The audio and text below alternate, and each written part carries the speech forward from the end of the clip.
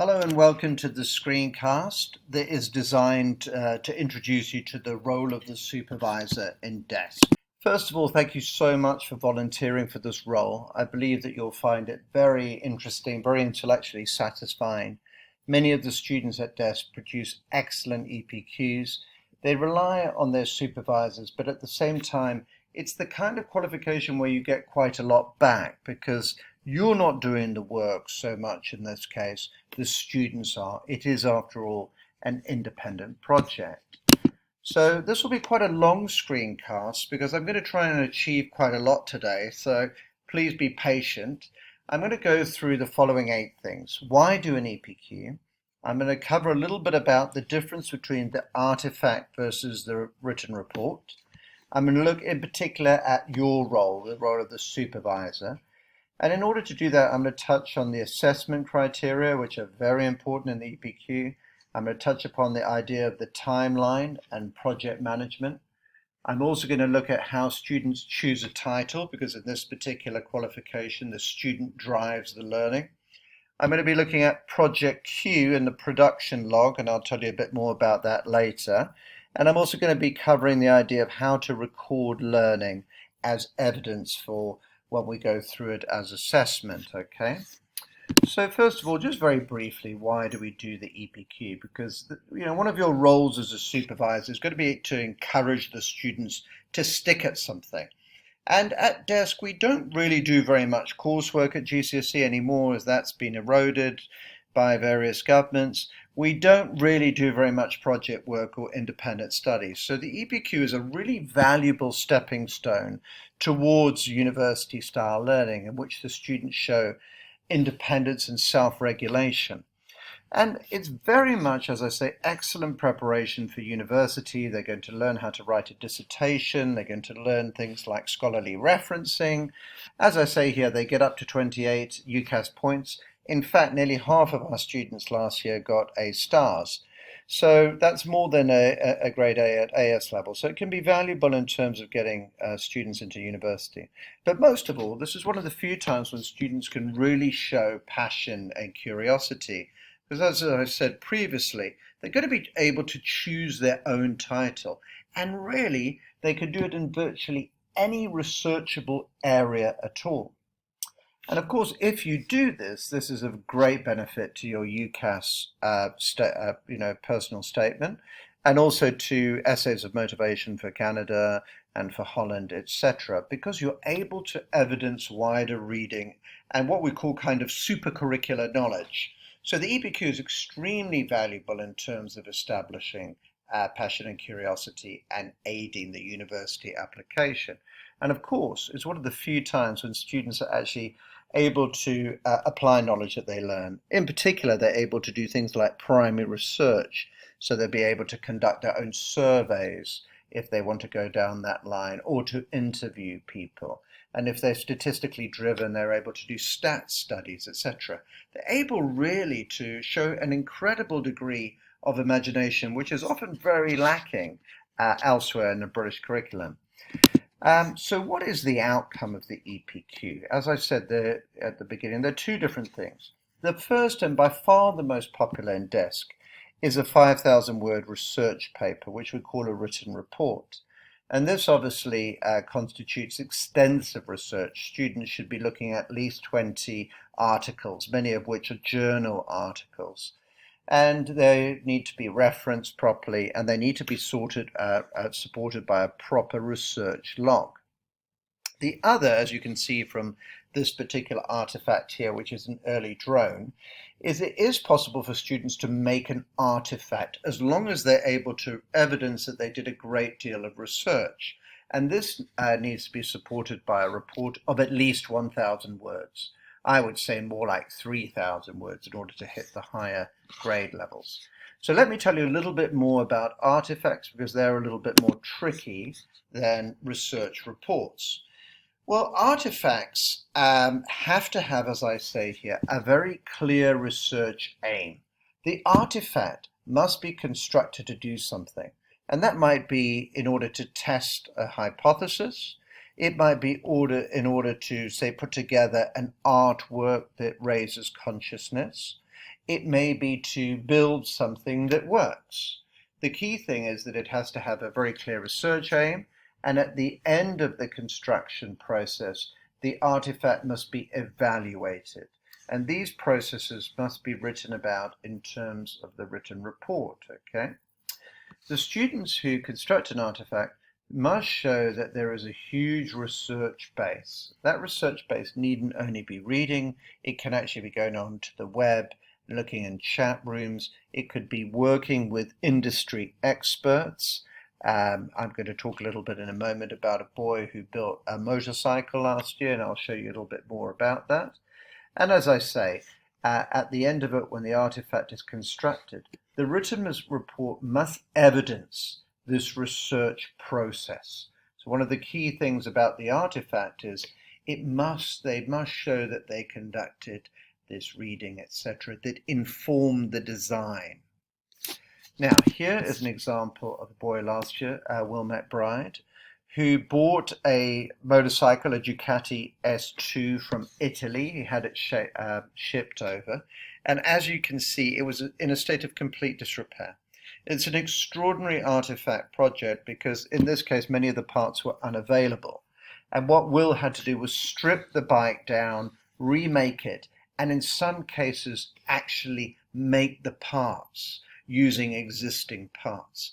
So in his case, the artifact had the aim of being able to reconstruct this motorbike and drive it and sell it. And in fact, that's exactly what he was able to do. And that was supported, of course, by the research paper that I referred to, the research report.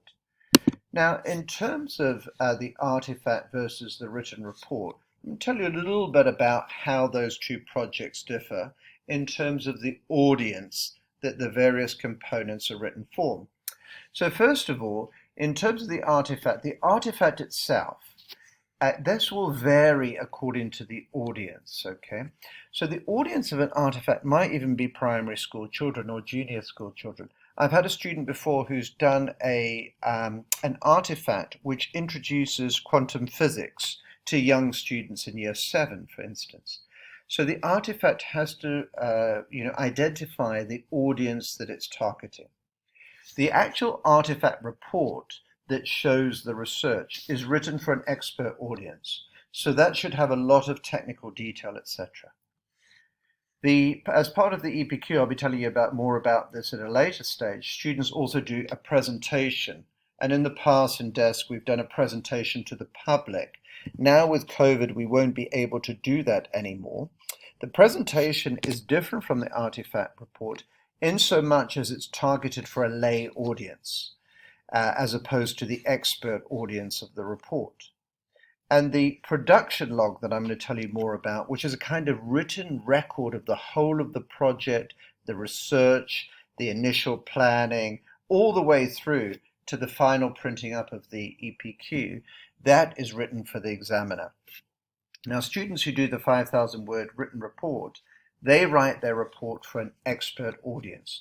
So it has to have a lot of technical detail. It's written using academic lexis, of course, and it's supported by highly academic referencing, etc.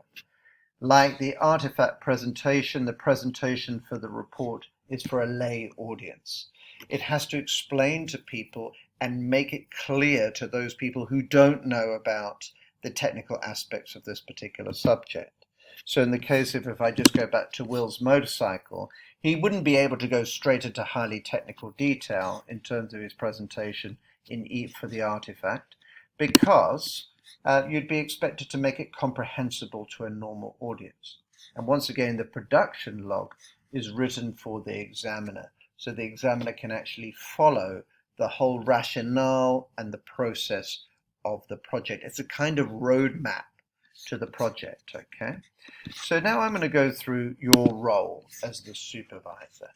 Now, the supervisor's role in the EPQ is not an academic role. You are not a teacher to the student. In fact, AQA asks that we tend to try to use supervisors who are not subject experts. So first of all, the student might come to you and say, you know, you're an economist and I would like to do my economic style EPQ with you. Immediately, you have to disabuse them of the idea that you're going to help them with the actual study itself. You need to think of yourself more as a mentor or a coach, a kind of project manager. You're going to meet with the students regularly. I would recommend about every 2 to 3 weeks, but you can decide at the time, judging on the basis of how the student is doing. One of your early and main tasks is to help the student find a research title, and I'm going to go through more about that. You're going to advise them on project management, things like SMART targets and planning and sticking to calendar dates. They're going to be asking you for research tips. And once again, I'm going to be making quite a few of these screencasts, and I also do training after school when that's allowed in order to help guide you. And as I'll explain a bit later on, I'm going to be teaching the students in their EPQ classes about research tips. You're going to provide them with some advice about resources, but never find the resources for them. One of your main jobs is going to be to endorse their production log. As I said, the production log is a kind of record of their research. And then in terms of assessment, you will assess and help them plan the presentation. And that's very interesting because there are very few assessments in DESC in which the students are assessed on their verbal presentation skills. So it's very valuable, this aspect of it. And the final thing that you will do is mark and annotate the final project in conjunction with me. And so I will moderate it and provide quite a lot of guidance to help you with this particular task. The things that you will not do are the following. You will not chase the students for work. In fact, as you'll see in a moment, part of the assessment is evaluating the level of independence and self-regulation of the student. You will not be expected to read things or conduct research for students or to discuss the finer technical academic points of the project. As you will see in a moment, students are able to consult experts for this kind of help. You will not help the students plan the EPQ, although you are able in consultations to guide them and to talk about what you might want to do in an introduction and what a good paragraph looks like. And once again, let me assure you that they have a lot of lessons and scaffolding within the lessons that I offer, giving them guidance about structuring things like the written report. And you won't be expected to edit or correct the project. You be expected to mark a draft and to give them generalized advice rather than written corrections on the project itself. So let's have a little look at the assessment criteria of the AQA EPQ. And what you'll see that's very interesting is it falls into 4 different assessment objectives. The first for 20% is managing. This is where the student has to show evidence of planning, strategies, and the methods they used to achieve their different objectives. AO2 is the use of resources, and the key idea here is that they will be analyzing information and they will be also critically evaluating this information that they look at. The most important criteria by far, which is 40% of the grade, is develop and realize. And in this case, that will include things like problem solving, the use of technology, critical decision making, and using different creative strategies to achieve their outcomes. Finally, for AO4 are review skills, where they self-evaluate. And this is one of the key things about the EPQ, is it's very metacognitive, so students will be asked to reflect on their learning, and particularly at the end of the project, they'll be asked to evaluate their progress and to plot where perhaps they could have done better and what things they're proud of. So I won't go through this too much, but this is what a marked EPQ looks like in terms of the production log, which you'll see on the project queue when I introduce that to you in a minute. There is a mark out of 50, 10 for the manage, 10 for the resources, 20 for the develop and realize, and 10 marks, for the review, adding up to 50, and we double that to get the percentages, okay? Now, in terms of the assessment, what you'll notice above, particularly if we look at AO3 there, the develop and realize, is that a lot of the assessment in the EPQ doesn't only come from the product itself, the actual essay. Many of us who have marked coursework in the past, we simply mark and assess the essay. But the EPQ is much more holistic than that, okay? And what they're looking for in this case is they're looking for a count, as I say here, of the story, the background story of the research. So you're going to be assessing things like the quality of planning, whether the student uses good timelines or not, strategies for planning like mind maps, or the use of software like Inspiration or Go Conquer. You'll also be looking at the appendices, and these might include evidence of research. And students might also include things like an account of their primary research methods. So that might be transcripts of interviews, emails they've sent, or accounts of focus groups that they might set themselves. So I want you to see the EPQ is very different from coursework in the sense that you're going to be looking at, as I say, the whole story of the research. And the final product will include evidence of all of these different aspects of the EPQ. So in terms of in your supervisor role, I always recommend that students, when they sit down with you, take their phone out and they record the meeting. And that's because after the meeting, they are required to reflect upon your observations and your advice and show evidence that they have acted upon this. And they actually get graded for this. So when I have interviews with my students, I do tend to record them, and I tend to airdrop them onto my computer and have a folder. So say, for instance, a student in the past, I saw Oliver. I've got about 2 hours in the end of recorded interviews with him, so that when I do my final assessment, I can take a lot of that into account, okay?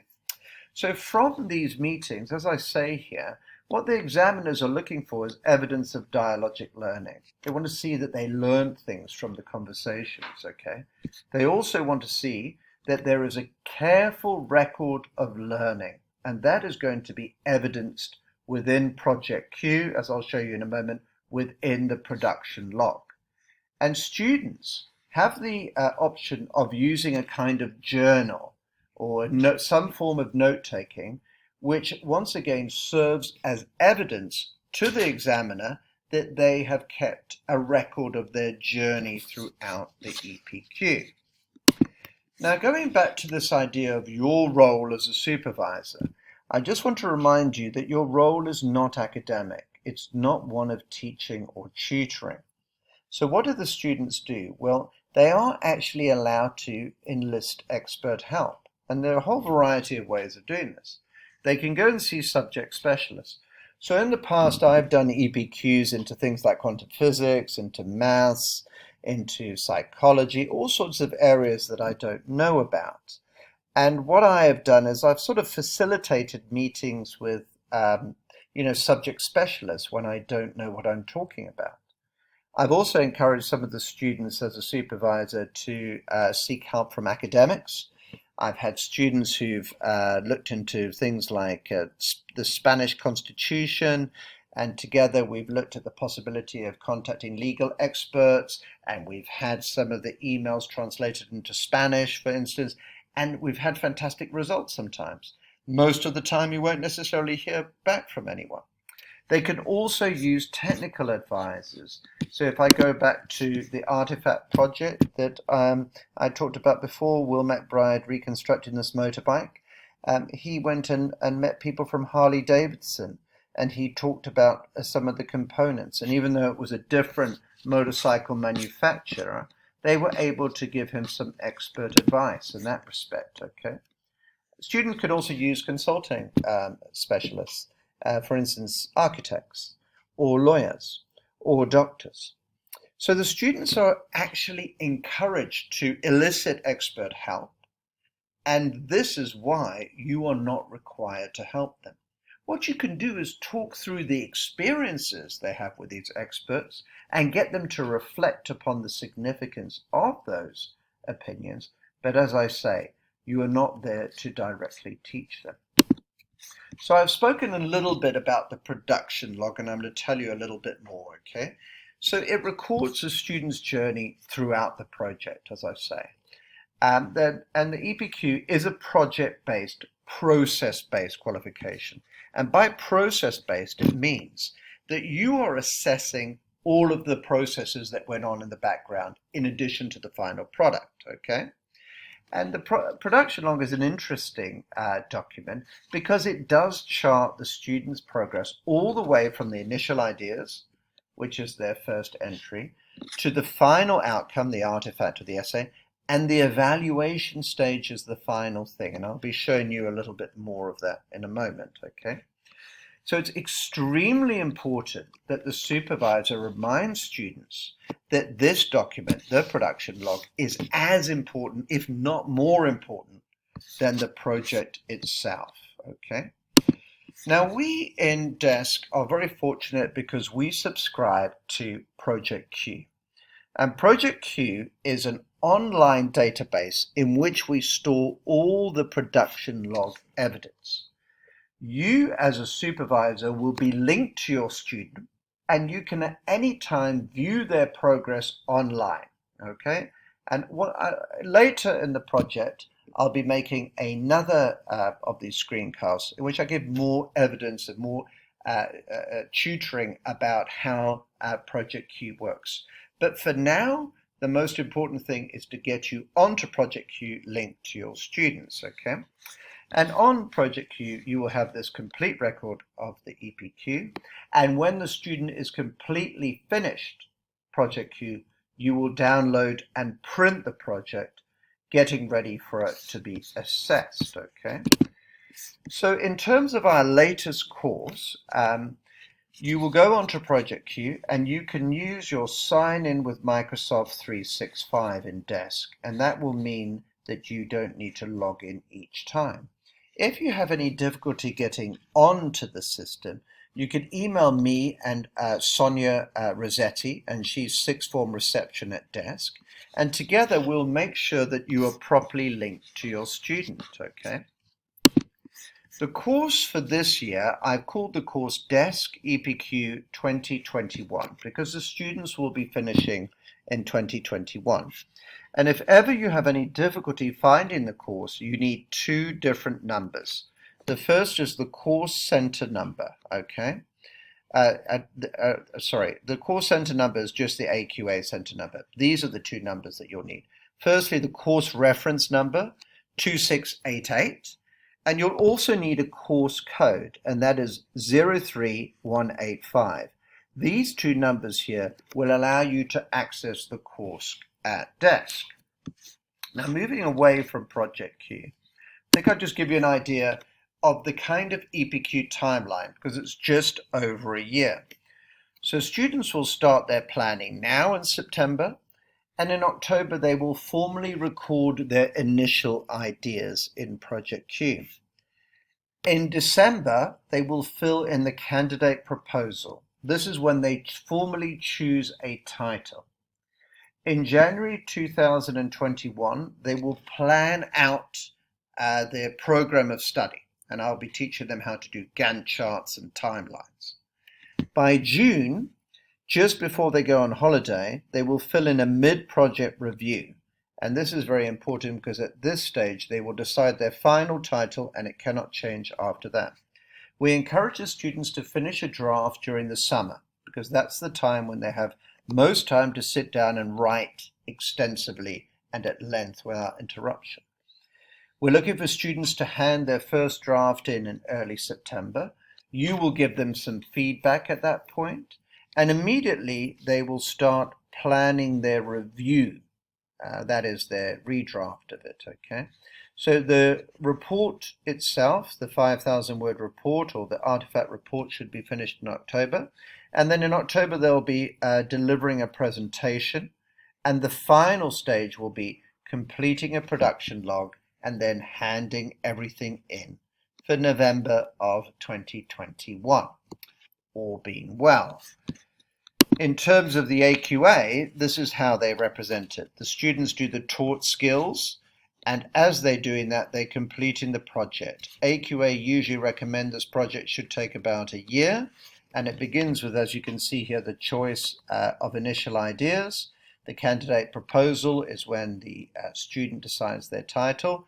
The planning review, when they plan everything like that, all the reading takes place. Then they write a draft of it.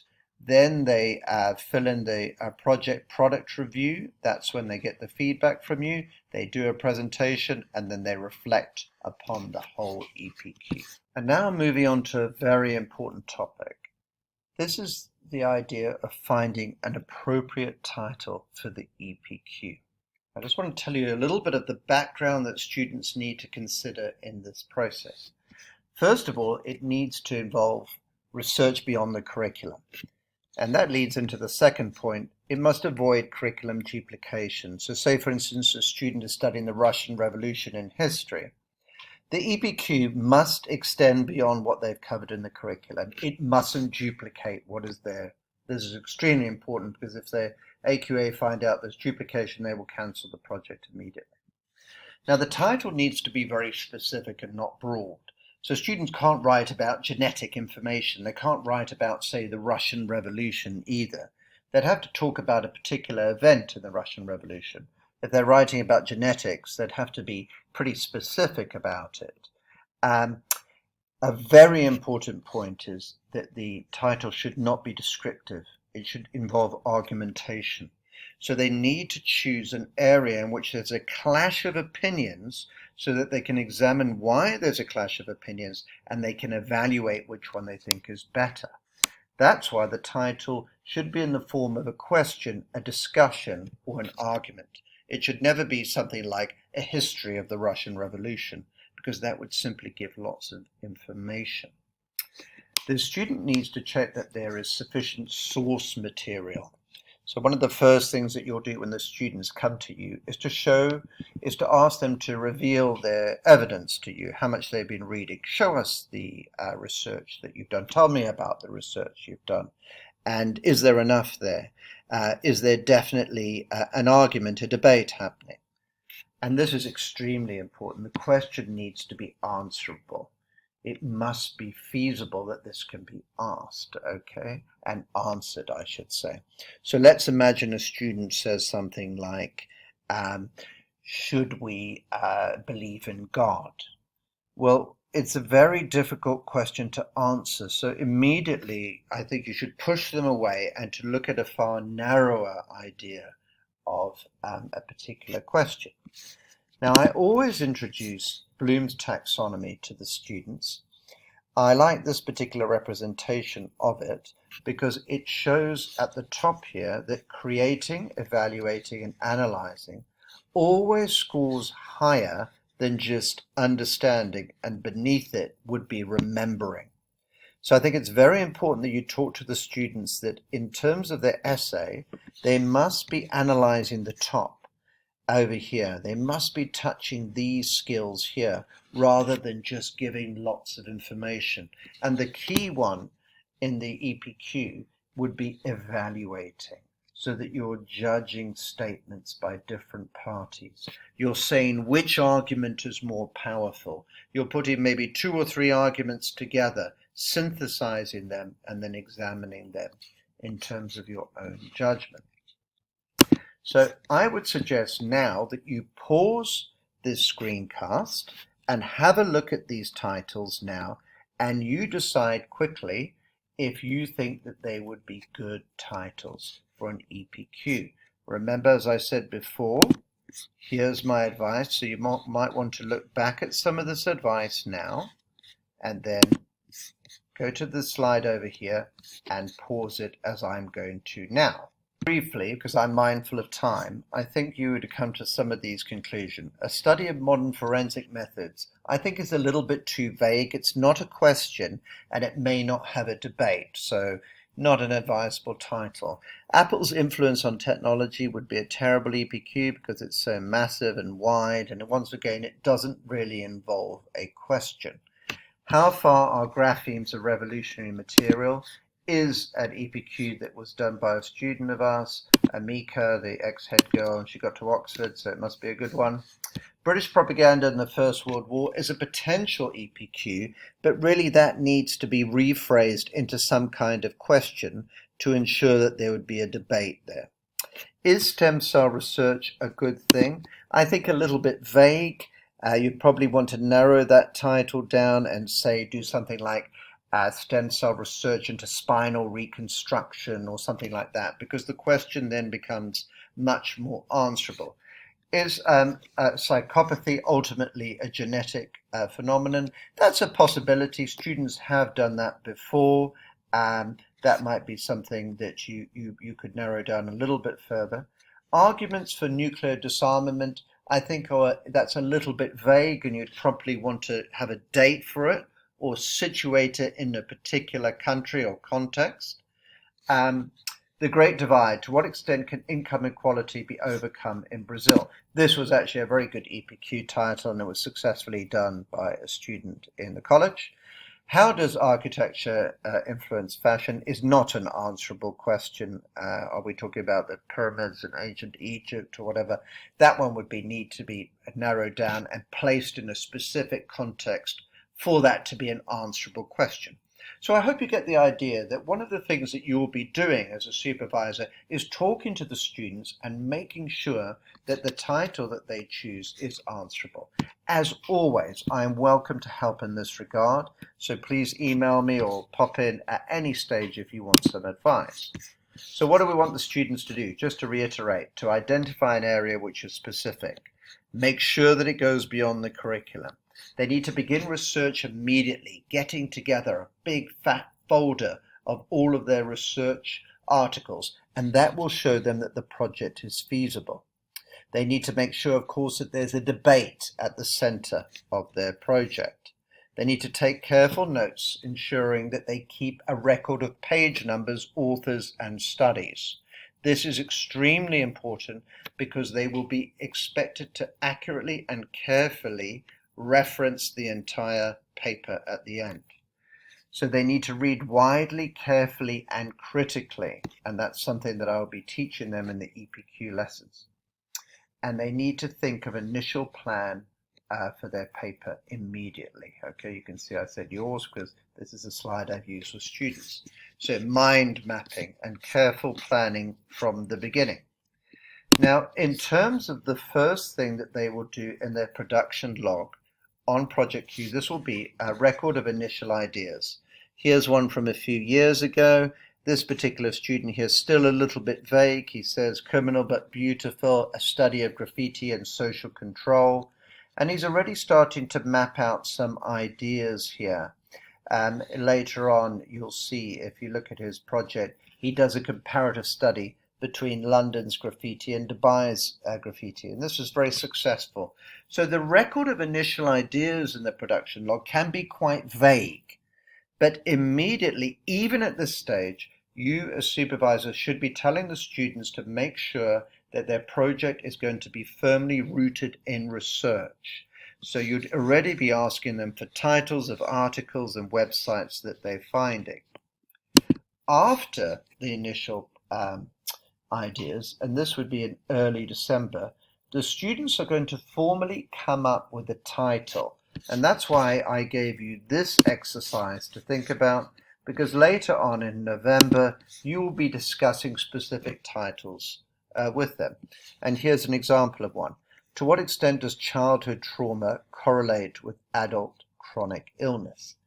Now, this is called a working title, so it doesn't have to be perfect, but it should mean that the student is quite narrowly focused on a particular research question.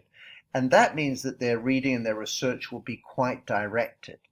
At this stage, you'll very much want to check that the student has found good sources, academically reputable sources, and that there's an argument at the center of their project, okay? And they'll also be expected to answer this question: the courses of study or areas of personal interest to which the topic relates. So in this case, the EPQ is always meant to extend the student and allow them to explore their interests. So here they might say, well, I want to study law in the future, so I am looking at law, or it might just be a passion. a real interest and a curiosity that they have in a particular area. So you get them at this point to reflect on whether they're doing the right area or not. So in conjunction with your supervision, the students have an hourly lesson with me each week. I haven't put down all 30 lessons here, but I do lessons like titles and planning, time management. I teach them Gantt charts, note-taking. I teach them Cornell note-taking. I teach them how to plan an argument, how to mind map, etc., how to move a mind map to a linear plan. We look at advanced Google and Google Scholar and the use of databases as well. We look at different research techniques and how to critique critics. We look at how to edit. We use exemplar material from former students at the school. We've got some excellent kind of database of different projects in science and philosophy and maths and you name it. So if ever you want to have a look at these, please ask me and I'll make them available to you. I teach them referencing, and so we look at, say, the difference between Harvard and Oxford.